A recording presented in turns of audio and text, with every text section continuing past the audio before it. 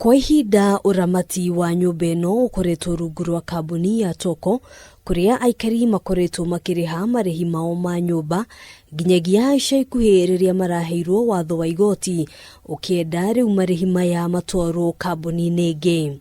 The person we signed an agreement is Toko. That's the agent that we've been paying rent. In case we have any problem with the building, they're the people we've been contacting. In case we need repair, they're the people who have been showing up here. We've never met our landlord. I don't even know who is my landlord, despite 5 years of being here.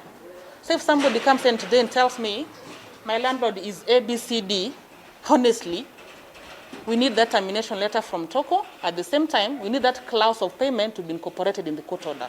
Kurerikana ngucanio ya uramati wa indo yambiririe thutha wa muthuri mwene nyumba ino gukweca ikuhi atumia ake eri o mundu akienda kwiguciria na mwena wake.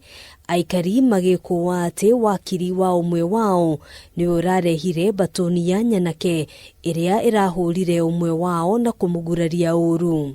Lawyer anafaa protect the law, but the same lawyer anakuja na gun surely kupiga tenant.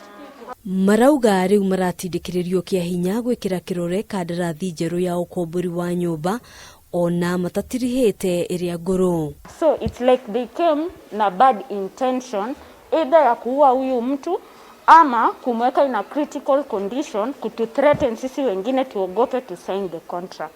Thutha wa umwe wao gutharikirwo na kugurario uru, marauga riu maraikara na wagagu makiuria thirikari kumahe ugitiri.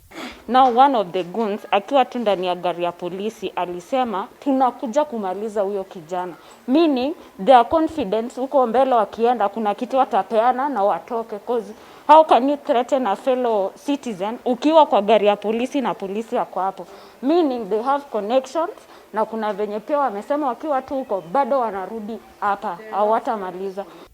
Handũ-inĩ ha Kameme TV, Gitagwo Ngina, Wawadurwa.